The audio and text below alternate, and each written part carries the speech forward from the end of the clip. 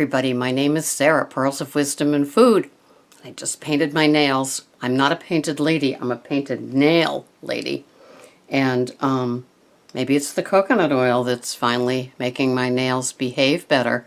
Maybe it's summer too, because in the winter it's too brutal to ever think of painting my nails. I get all those splits and stuff. Anyway, I have never received so much response that has helped since I've done the magnesium one. I had so much fun yesterday learning more and more from the pickles about what magnesium does for us. It's great. So last night was my first time taking magnesium at bedtime.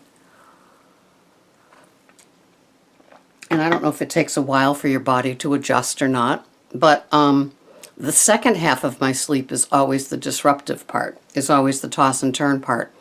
And the second 3.5, 4 hours went great, so I'm happy. I love my oils.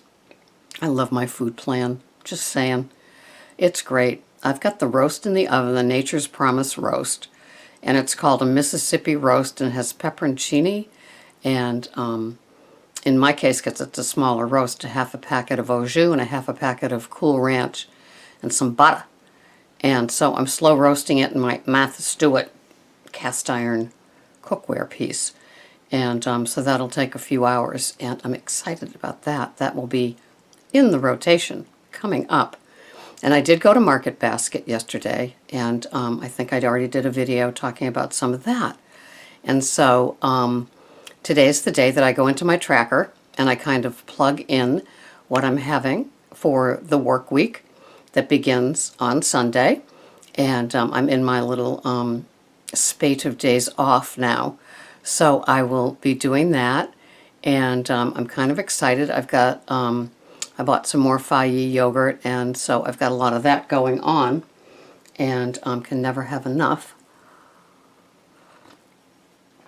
And the peanut butter with the Fage yogurt lunch seems to be a great way to carry me in my mental hunger hours of 12 to 5.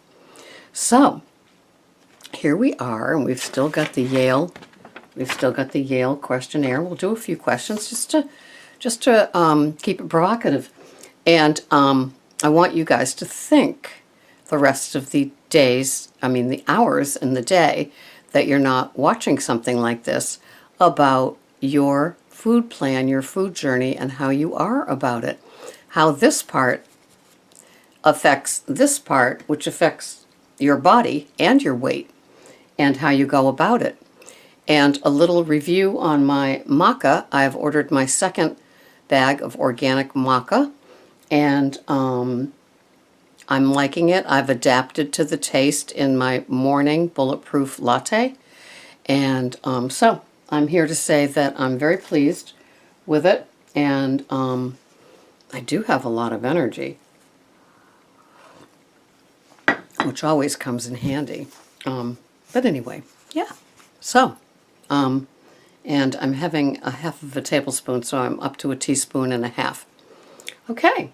So back to the Yale Food Addiction Scale, and just some questions to get us through. It's like summer school. Okay. There have been times when I avoided professional or social situations where certain foods were available because I was afraid I would overeat. Absolutely. I think this is part of how I live my life today. I am very aware of places that I can't go. And there have been some retirement parties that I could have attended, but they were held in a bar with apps. And so the one thing that I don't do, if I was sitting down at a restaurant and I decided to have 2 apps in lieu of an entree, that would be one thing. But I am not a stand-upper eat apps person. And I learned that many years ago in OA, that it's not a good thing for me to stand and socialize and partake in servers coming around offering things. It just doesn't, it's just not good for my food plan. And plus I don't like to be in a bar. Sometimes I have to, like at an open bar wedding, that the last one we went to was New Year's Eve, and so there was an open bar. But I just don't put myself in those situations. I think my staff meeting is as social as I get with a group of people where I eat, and there's 6 or 7 of us, and at that point, I pretty much, everybody eats what they eat, and it's not a dangerous situation. I'm not lunging over the table for somebody's Burger King hot dog and French fries. We just all sit and eat. But I've definitely, there are social situations. When I go to my 12-step meetings, there's always tons of food, and I don't sit near it. And, it's just, it was funny because a man from Connecticut chaired yesterday, and he said he rates, how meetings are with their food, and he said this was an 8 out of 10. And it is funny because it's more than Dunkin' Donuts. We've got people that bake for it. And so if you're trying to lose weight, you have to stay away from it and can't go near it. And I see lots of people that go very much near it. Sugar is oftentimes a quick plan B that they never quite leave for treating their addiction. So yes, the answer is I avoid social situations often where I know that there will be food that being around would make me uncomfortable. The next question. There have been times I have avoided... this is kind of the same but different. There have been times when I avoided professional social situations because I was not able to consume certain foods there. No, I think it's more of the social anxiety, emotional part. I don't feel that, if unchained, I'd lunge at something. But I know that I can't consume. I guess I've been away, I've been seriously doing this since I entered Weight Watchers in June 2014. It's now almost August 2016, so that's 2 years and 2 months. And no, if I knew that that'd be like me not wanting to go to a bar, but I'm not going to go to a place where my food of choice, my binge food of choice would be served. I would certainly work around that because I've learned to read menus of places or even call caterers and find out what they're serving at an event, so I can begin to track and kind of look forward to having that item versus what I'm not having anymore because of my choice of not eating that way. And the final one is I've had withdrawal symptoms such as agitation, anxiety, or other physical symptoms when I cut down or stopped eating certain foods. And then in parentheses, it says, please do not include withdrawal symptoms caused by cutting down on caffeinated beverages or soda pop, coffee, tea, energy drinks, etc. Okay, so I have had withdrawal symptoms such as agitation, anxiety, or other physical symptoms when I cut down or stopped eating certain foods.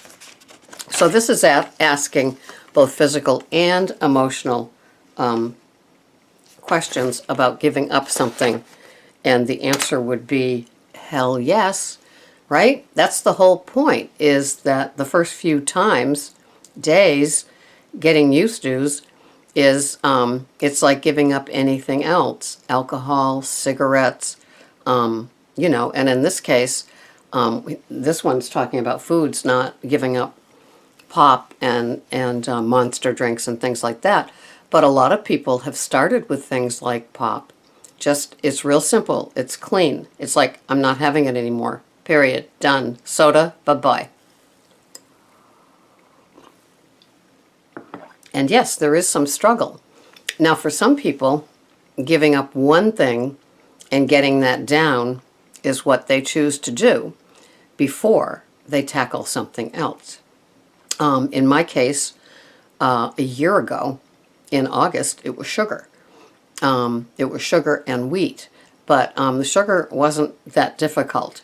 It was the wheat, and visually the wheat still calls to me today. Yesterday I went to Market Basket and they have a huge bakery, And I bought Greg goodies that I don't eat anymore. And was I drawn to them? No. But, you know, it was just fun hearing him, this is so good, thank you. Things that I used to die for. So the emotional part is always tougher than the physical part. The physical part comes after an overindulgence day. And as some of you know, the other day I ate way too many vegetables. I know this sounds so funny. It's like, oh, really? Oh, really? You ate too many vegetables? But I did have that stuffed feeling for a while. And if it was a grain item that I ate too much of, I would have had a horrible day the next day. So I know food hangovers, and I know the emotions of just that disgust and self-loathing after eating too much of a formerly good thing, and now not even a loud thing. And so, yeah, I do have anxiety and anger, and but the anger's directed at me. I'm cranky that, like, I did that.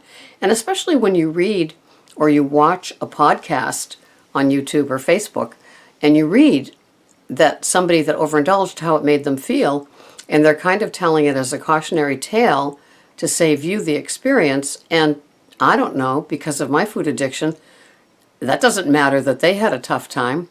The initial bite for me is my gateway, and I will rationalize and justify why I will be different because I'm special.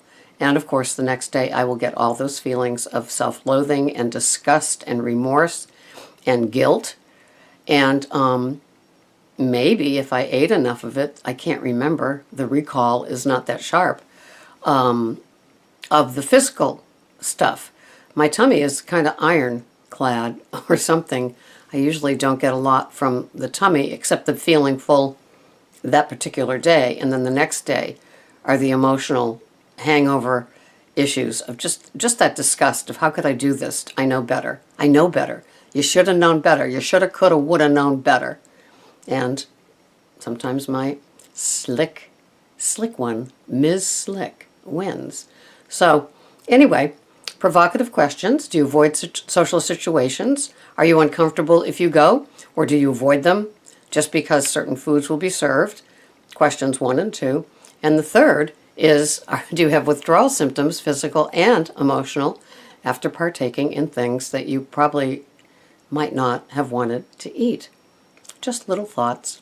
I'm now going to return to my Maca Bulletproof Amish butter, Zyla, bulletproof coffee, almond coconut milk latte. Have a wonderful day. Thanks for watching. Bye-bye for now.